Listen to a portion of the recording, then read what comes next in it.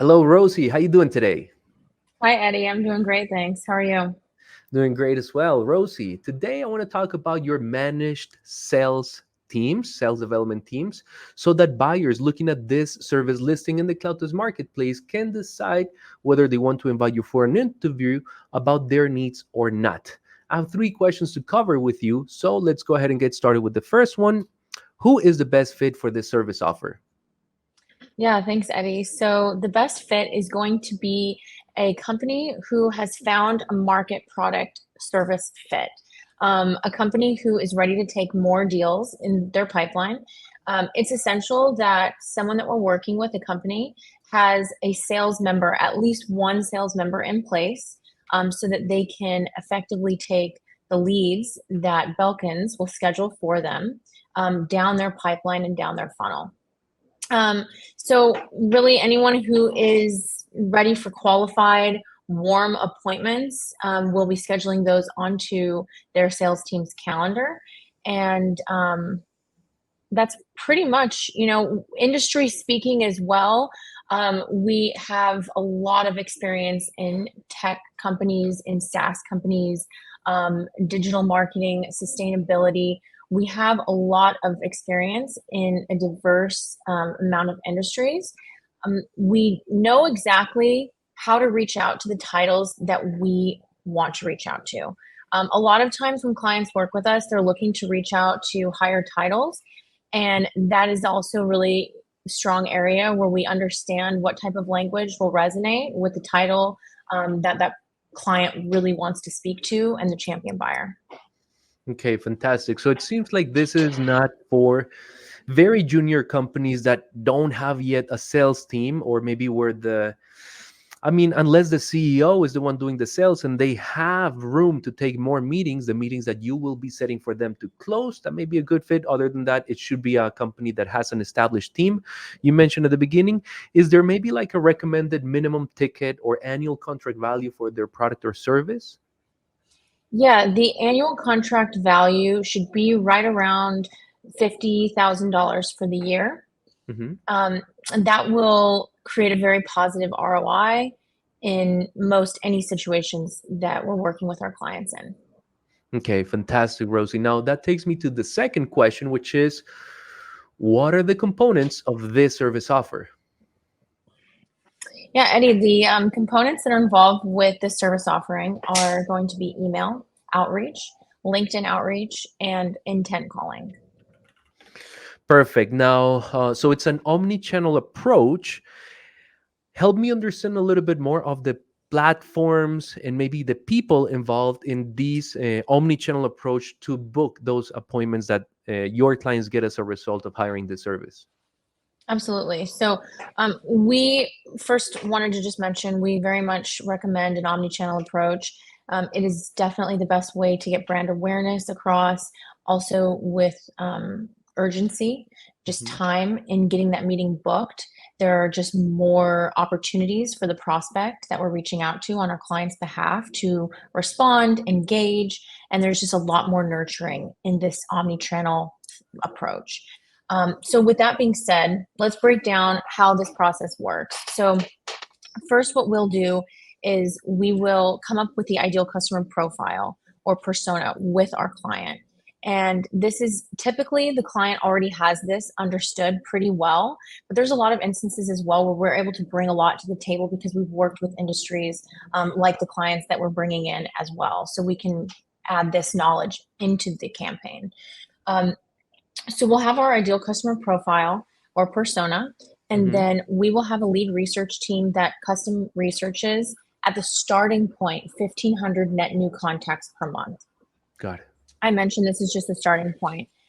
Once we've done the lead research, we'll then put these leads into campaigns. The campaign will start off with an email outreach, and then it'll be accompanied by a LinkedIn outreach. And then after we see that there's been engagement from the prospect, then we will go ahead and do a phone call. And that's why we call it intent calling. This is a really important piece. I want you to think about cold call is not what we're doing here. It's intent. There's purpose.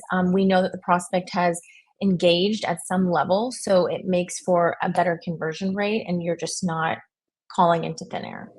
Um, so once we put everyone into the campaign, we'll naturally put each prospect into the campaign throughout the month, and then we'll get a response. We'll work that response, and so Belkin's team will have an SDR that's responsible for doing all the nurturing with the prospect before we do the handoff to the client.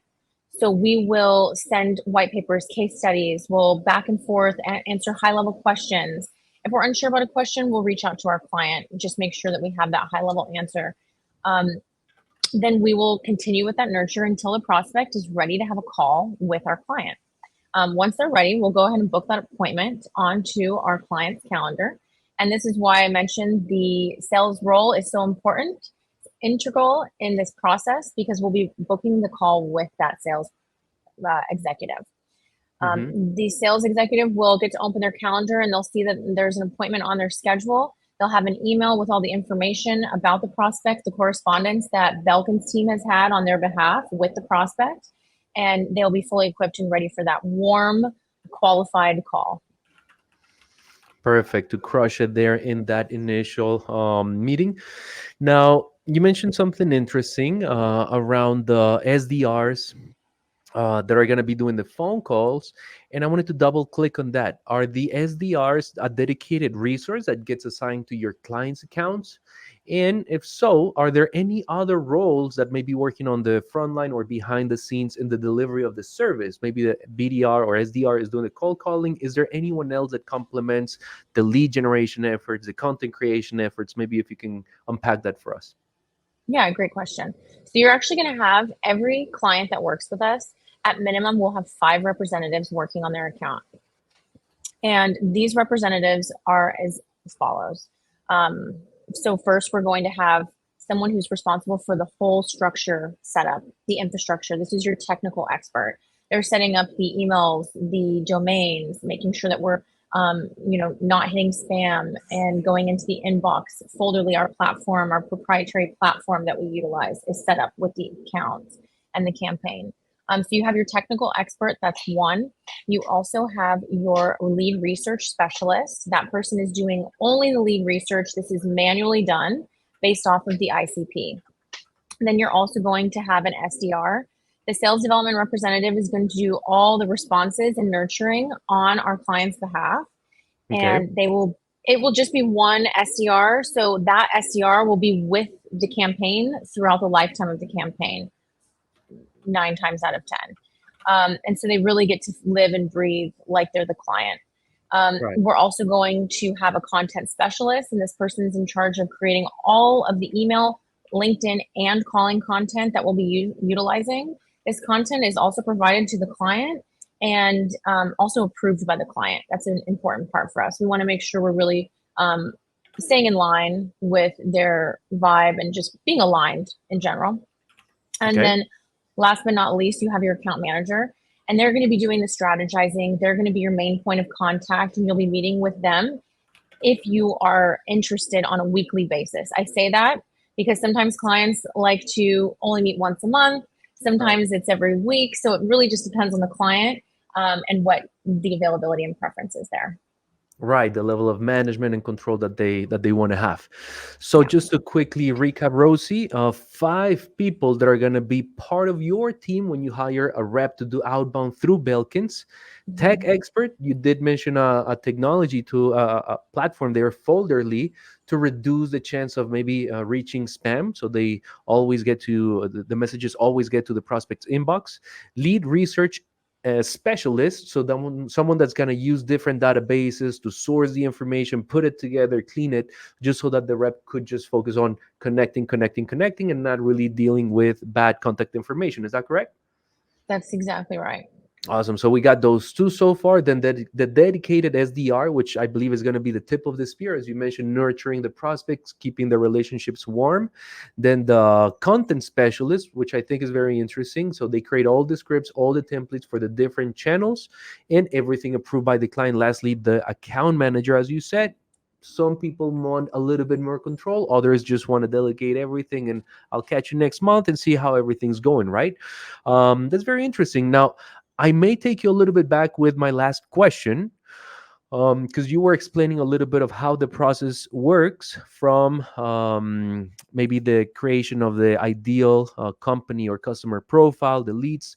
But taking you back here, what can a client expect in the first 120 days of buying the service? Walk me through the kickoff, maybe some milestones or deliverables that you talk through. And when do you typically go live? And when can people start seeing some results? The burning question, when do we see results? So in the first 120 days, let me paint a picture of what this looks like on the client side. Awesome. On Yeah, so on day one, once the client has become a part of Belkins, we're partnered now. The team will then assign their full team of five. Once this happens, we'll send an email over to the new client with a time for a first meeting. This is called the interview. This is going to be with the client and the account manager. It's going to be a quick 30-minute call talking about competitive advantages, just industry specifics, company specifics, anything that very much pertains just to the client that we can utilize in the email copies, and further identifying the ICP. Any last minute information that the client can hand over to us is great, so that we can start that campaign build.